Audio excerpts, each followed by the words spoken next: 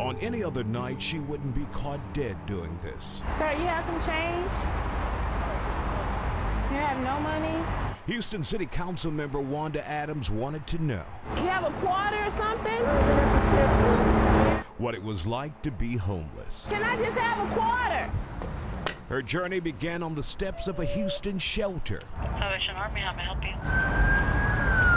A cold reminder of the life she chose for a night. Adams is an advocate for the homeless.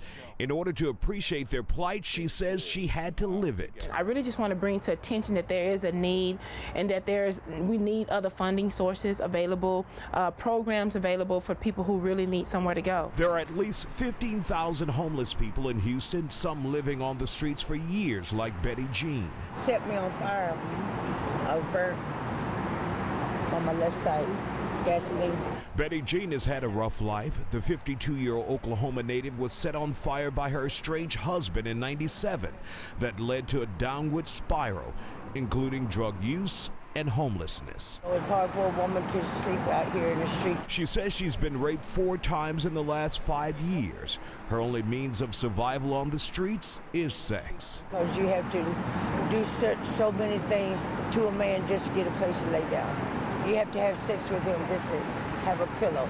You know, this is my opinion. This is what I have been going through. We are the prey. The real danger of trying to survive as a homeless person only begins at nightfall, when a council member attempts to go to sleep, closing her eyes, potentially becoming a victim in a world she's not familiar with.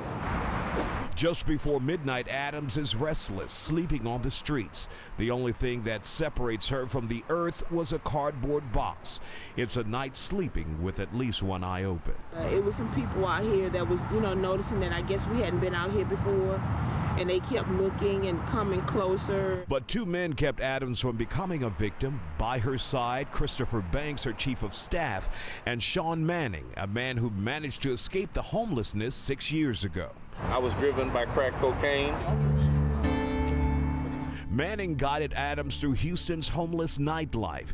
He says while on the streets, he did anything to survive. Just a scam, just one thing after another. I was creative and I could come up with different schemes. Adams' journey took her down dark alleys of hopelessness. She encountered the voiceless sleeping on God's doorstep. It can be overwhelming for those who've forgotten just how big the problem is. It was very depressing because you can't help.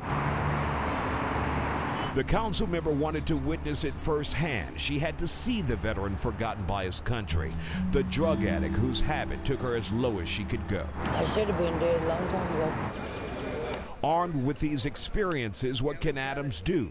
How can she make a difference with so many people with so many problems? My push would be to make sure we can get some more funding to some of these agencies to promote their outreach efforts for homelessness. Adams says her night on the streets reinforced her drive to do something about a problem we all know exists. Can y'all help me get some food? But conveniently ignore.